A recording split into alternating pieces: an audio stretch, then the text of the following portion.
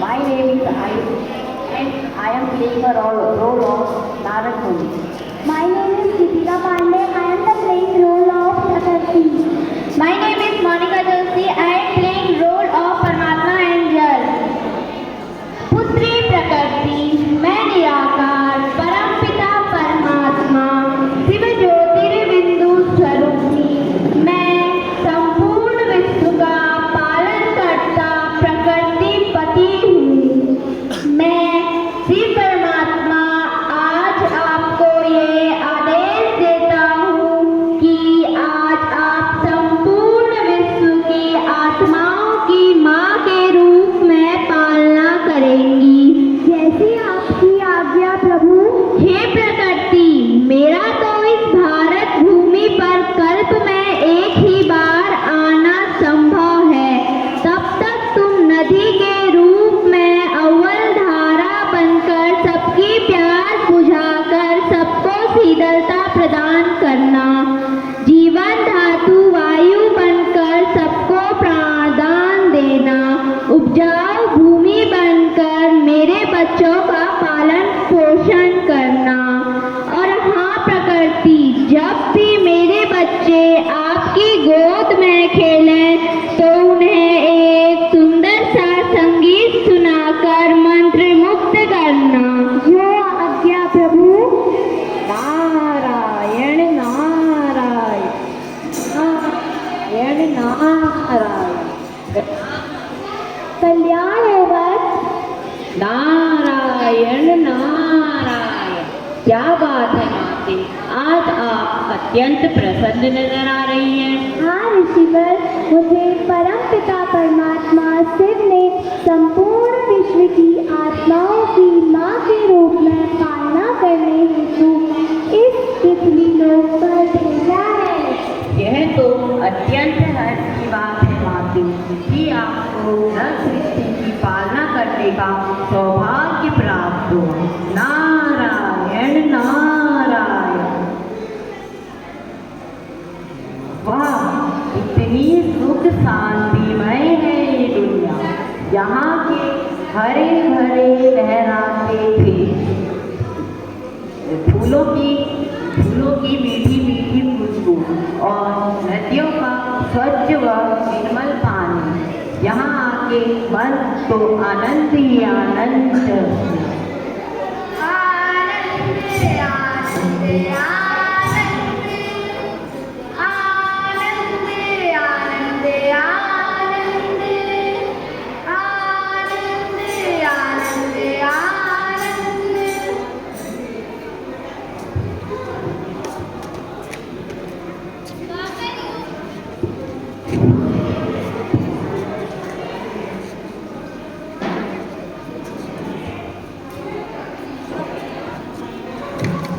भाई साहब वहाँ कपड़े चेंज।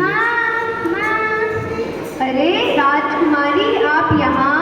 माँ आके वृक्ष की पूजा क्यों कर रहे हो? राजकुमारी ऐसा नहीं कहते हैं, प्रकृति हमारी माता होती है। हमारी माँ तो आप है ना, फिर आप इन्हें हमारी माँ क्यों कह रही हैं?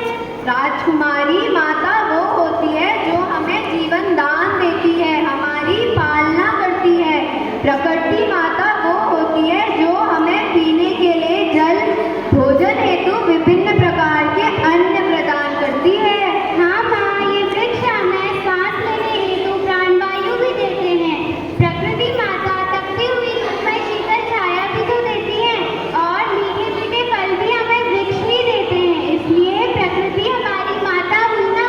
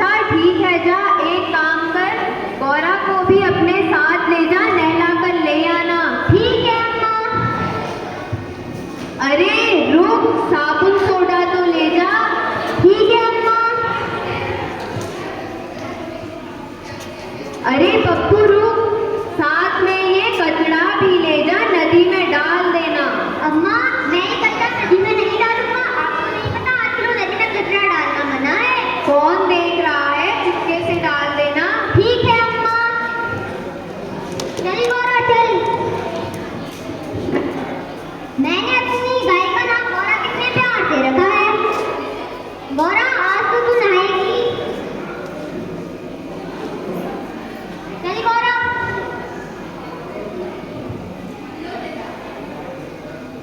चलो मैं नहा लेता हूँ। ठंडे ठंडे पानी से नहाना चाहिए, गाना है ना, गाना है, गाना चाहिए। क्यों ठंडा ठंडा? आज का पानी तो कुछ ज्यादा ही ठंडा था। आज क्यों ठंडियों का मौसम भी तो है। अरे माँ ने कहा था ठंडा, नदी में ही डाल देना। अरे प्यास लग रही है, पानी पी जाता हूँ। चलो प्यास भी बुझ गई, अब घर चलता हूँ। चल गोरा चल।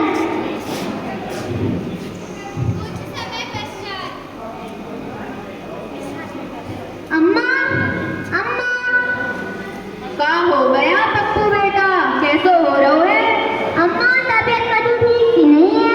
थोड़ी देर सो जाओ।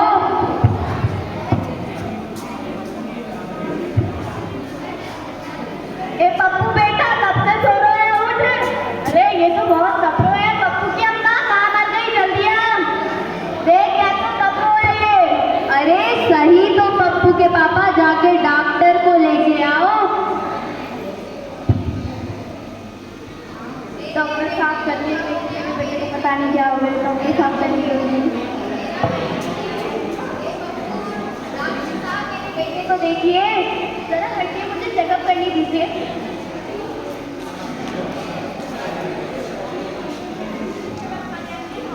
इसे तो टाइफाइड हो गया है। अरे डॉक्टर, ये गंदा पानी पीने से और शुद्ध खाना ना होने से होता है। अरे डॉक्टर साहब, आप साफ पानी पिलाते हैं, वो भी नदी का पानी।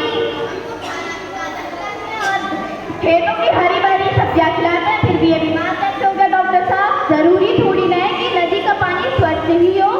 छोड़ो, मैं तुम्हें कुछ दवाइयाँ लिख के दे देती हूँ, उसे तुम इसे समय पर खिलाते रहना। जी डॉक्टर साहब।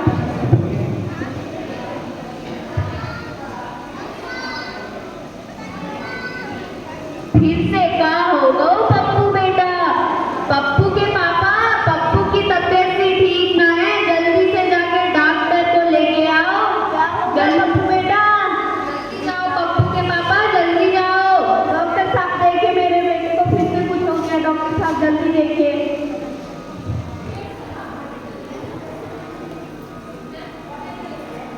डॉक्टर साहब क्या हो गया हमारे बेटे को?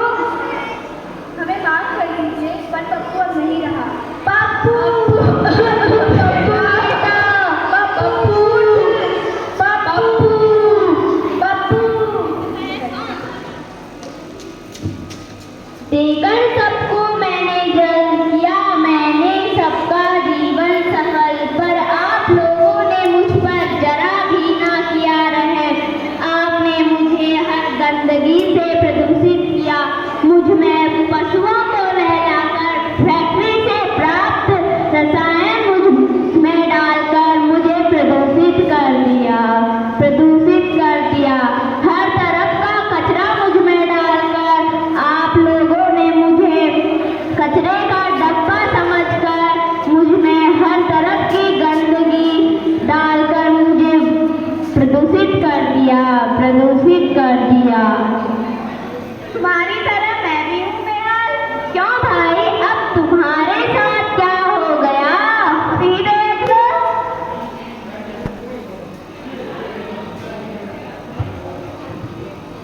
ये जगह तो एकदम परफेक्ट है हमारी फैक्ट्री के लिए। ये जगह सर को बहुत अच्छी लगेगी। और यहाँ पे तो बहुत सारे पेड़ हैं, इन्हें हम कटवा के हमारी बहुत बड़ी फैक्ट्री खोलेंगे। और यहाँ पे सर आप आ गए? सर ये जगह देखिए कितनी बड़ी है, हमारी फैक्ट्री के लिए एकदम परफेक्ट है। इतने बड़े एरिया में तो मैं अपनी एक बहुत बड़ी फैक्ट्री खोलूंगा, और ये बन जाएगा मुंबई शहर का सबसे बड़ा बिजनेस प्लान, और मैं बन जाऊंगा richest person of the country. ठीक है सर, हम यहाँ पे आज से काम शुरू कर देते हैं और यहाँ से सारे पेड़ भी हटवा देते हैं। ठीक है, ठीक है। सुनो तुम,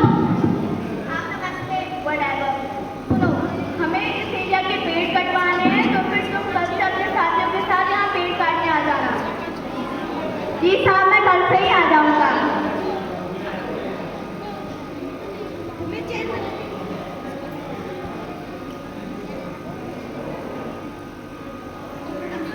एक दिन बाद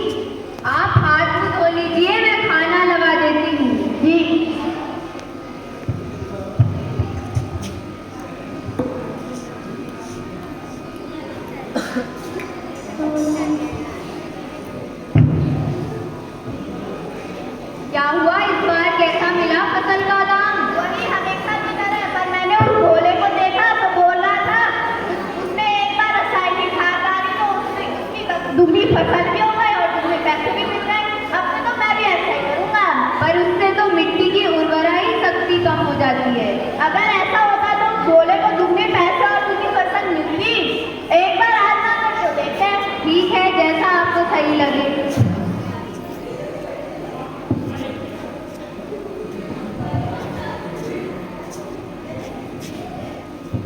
मेरे देश की धरती सोना उगले उगले हीरे मोती। मेरे देश की धरती, मेरे देश की धरती, मेरे देश की धरती सोना उगले उगले हीरे मोती। मेरे देश की धरती, मेरे देश की धरती।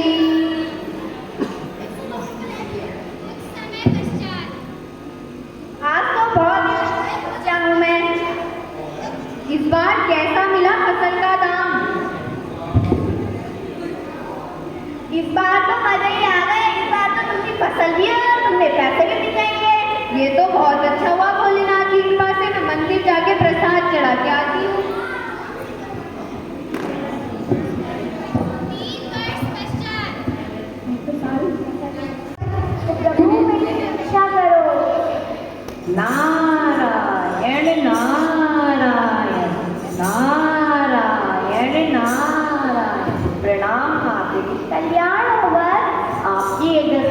पूछने की माते।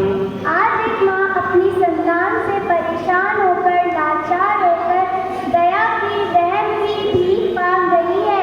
मेरी ही संतान जिसकी मैंने इतने वर्षों तक पालना की, आज वही मेरी विध्वंसक बन बैठी है। दुखी ना हो माते, दुखी ना हो, शीघ्र ही उन्हें अपनी भूल का एहसास होगा माते, और जल्द ही आपका पुनरुत्थान होगा, पुनः नव सृष्टि का निर्माण होगा। नव सृष्टि का निर्माण, मुझे याद है ऋषिवर, जल्द ही धर्म की ग्लानि होगी और तब परमात्मा का इस सृष्टि पर अवतरण होगा और मेरा पुनः उत्थान भी होगा। कब आएगा वो समय ऋषिवर, कब आएगा वो समय? ये मैंने क्या कर डाला? अपने ही आंखों अपना गला घोट डाला। सारे पेड़ हटवा के वातावरण जहरीला कर डाला। इतनी फैक्ट्री खोली, इतनी गाड़ियां चलवाई और उनके धुएं से मैंने अपने ही वातावरण को प्रदूषित कर डाला। थोड़े से पैसों के लिए मैंने अपनी ही मिट्टी में रासायनिक खाद डाली और उससे मिट्टी की उर्वरा शक्ति ही खत्म हो गई। अब मुझे अपनी भूल का एहसास हो चुका है। और हमने नदी में गंदा कचरा डाला, पशुओं को नहलाया और जल को प्रदूषित कर दिया। अब हम सबको अपनी भूल का एहसास हो चुका है। अब से हम ऐसा कभी नहीं करेंगे। चलो भाइयों, पेड़ पौधे लगाते हैं। नारायण नारायण। प्रणाम माते। कल्याण हो बस। माते, आपको मैं यह समाचार सुनाने आया हूँ कि परमात्मा का अवतरण हो चुका है और परम पिता परमात्मा की श्रेष्ठ श्रीमती रूपी आज्ञा से आपकी संतानों ने पुनरुत्थान का कार्य आरंभ कर दिया है। क्या मेरी संतानों ने?